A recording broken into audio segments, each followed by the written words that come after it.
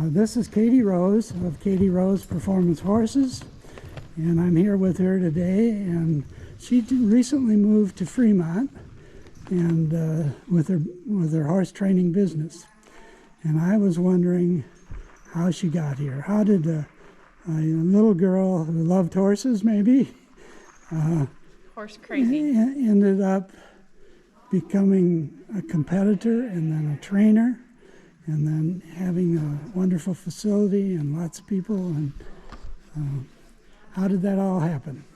It's a long process. It started when I was little. My mom rode horses, and so did my dad. When my parents got divorced and I was little, my dad worked at a farm that had a horse. It's a gelding, quarter horse gelding. His name was Camel. Okay. So my dad would take us out riding. We would trail ride How old were you at the time? Oh gosh, probably 2 or 3. Oh, okay. I was little. That was probably some of my earliest memories, was going and trail riding with my dad, sitting in front of the saddle, and we'd go all over the farm. And then he would milk cows for this guy, and I would ride camel by myself all around the farm. So that's where it started. As a small child, you were with your parents. Yep. And you got to ride, and you got the urge to. Yes. The love of the horse built in early. Yes, very early on. From there, my parents got divorced, and then they each got remarried, and I still rode camel. And then my grandpa had horses. Grandpa had Hoflinger ponies, so draft ponies, and I would ride them on occasion. And then begged for a horse for a year, and I finally got one. Just a backyard horse. Just a horse. Nothing special. Well, I wanted to show. So that started early. I showed cattle. I grew up on a dairy farm, so I showed cattle, showed sheep, I don't think I showed any pigs. Beef cattle. Okay. All the things. So I was doing 4-H starting at 5. Okay. So I knew I wanted to show horses too. So Grandpa and Grandma took me to help them show the draft ponies. And then I tried to show my my horse that they finally got me. I tried to show that. She wouldn't pick up one lead. I went to everybody. I did everything. I went to several trainers. Finally, one of my 4-H leaders took pity on me and let me use her horse. Then her and I showed for a lot of years horses together. She would take me to the local open shows, and I would show everything. English, Western, showmanship, trail, anything I could do. What was it about the showing that turned you on? I was competitive. I was straight up competitive. You still I are? wanted to win. I'm not gonna lie. The dairy cattle, that we did a lot of winning there. Mm-hmm. It was all fair. It was all at fair. We did go to a couple state competitions. Mm-hmm. As the years went on, I worked for, going into my 8th grade year in middle school, I worked for an Appaloosa trainer, and I broke out all of his 2-year-olds, and then I ended up buying my first pleasure horse as a yearling. I paid $500 in cash, and in the other half, I gave him a half a beef. so I gave him beef for her. And then from there, I broke her out, and I started showing her as a 2-year-old, and got her, did all the things, started winning on her at fair, sold her, made some money on her. And then my junior year of high school, I started working co-op for a reining trainer. Oh. So I knew I wanted to do reining, because when I showed at fair, I always did the reining classes, and I did freestyle reining. Okay. So that's where my love of reining started. Okay. So you had an early start. I did have an early start. So I was professional by my senior year of high school, and then it kind of went from there. By being professional, that means you were training people I was training and, people, training horses. horses. Yep. What's the biggest challenge? Eh? Training the horse or the person, the rider? Depends on the day. Some days it's one, some days it's the other. I think a lot of it has to do with emotions. You know, it's working with those emotions and working through the emotions and the reactions that come out of those emotions. The emotions of the rider or the horse? Both. Both. Both. And the one thing that always amazes me about trainers is they get on a horse and instantly they know whether that horse is trainable or what kind of an attitude he's got. Yep. How do you do that? I think it's an instinct that you're born with. Okay. I do, and I think through the years and all the other horses that you work with and, you know, trainers that you glean off of, I think it's just something that you feel. So have you ever had a regular job? Oh yeah, I had lots of regular jobs there for Okay. a while. Just in our area, back when I was young, training horses wasn't really a big deal around here. So let's see here. I was a cattle fitter for 10 years, professional, dairy cattle. So I went all over Canada. I was all over Michigan.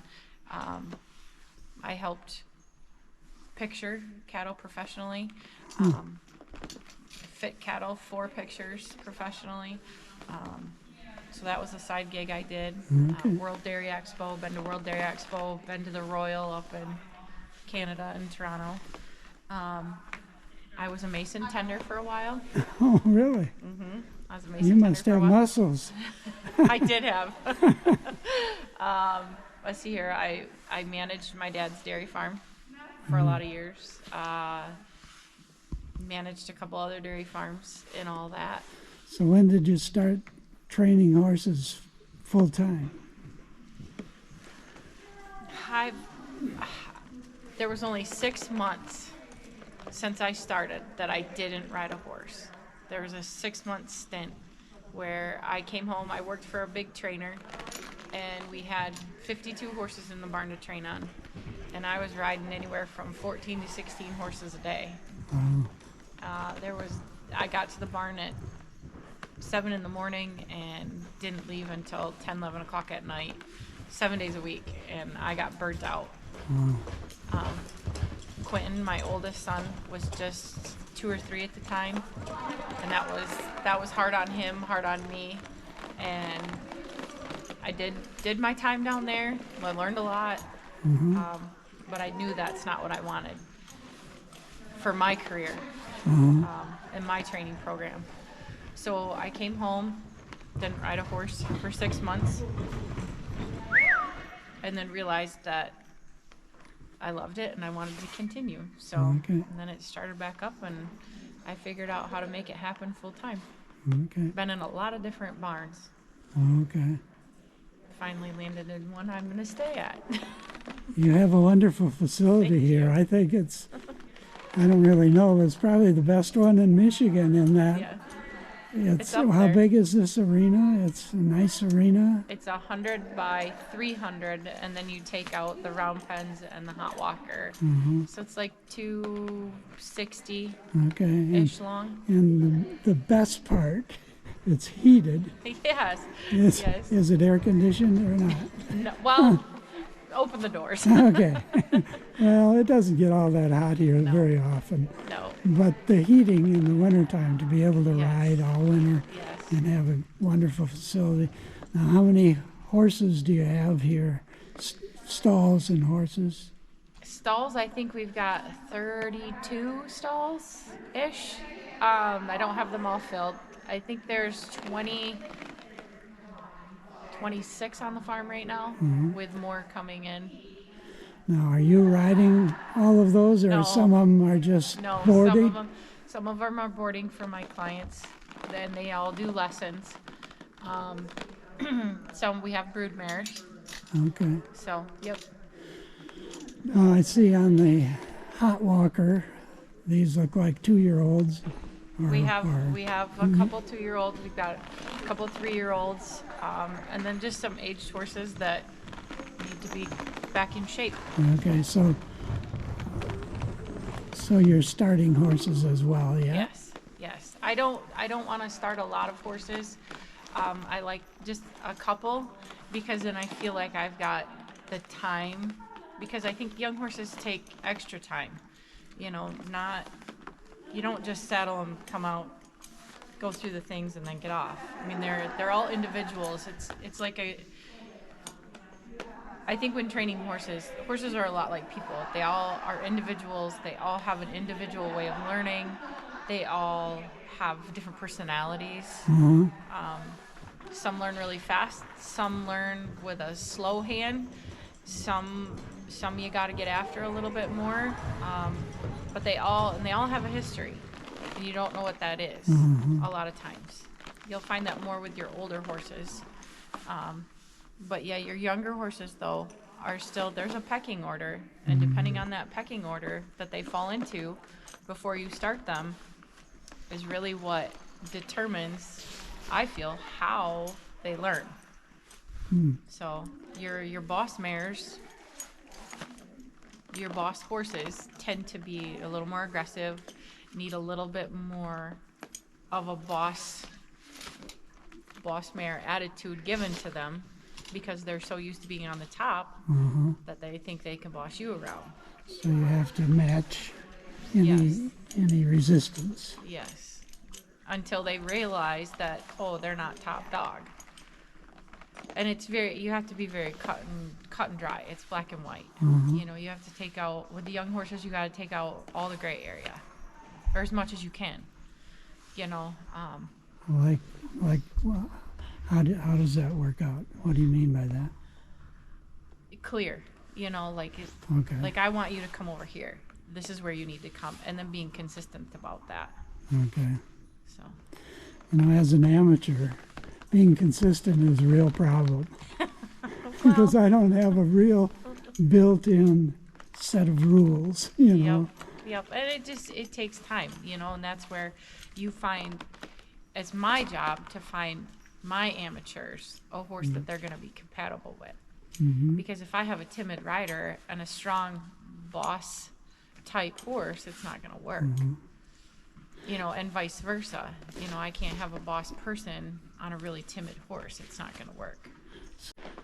So you have some young people that you're training, that you're helping learn the ropes. Yep. Is this all about reining in your barn here, or is it Yes, a variety of things? primarily it's raining. I have a couple special people that are in, one of my IEA riders. I did coach IEA for a couple years. What does that stand for? Interscholastic Equestrian Association. So it's a club basically for middle and high school kids. Okay. It's an association that they can go and show, and it's kind of like IHSA for the college kids. Okay. So you go to these shows, you ride horses that you don't know through horsemanship or reining or ranch. I see. So, Okay. yep. Well, from what little I've learned, you're a good teacher, Thank you. and you've thought through the process, the steps, and how to convey it to people, and that's been really helpful for me, and I'm sure for many others. Thank you. So, thanks a lot for what you do, and You're welcome. All Thank right. you. if you enjoyed this video, please hit the like button and subscribe. There will be more coming in the future. If you ring the bell, you will be notified when a new video is released. It's all free. Thank you for watching.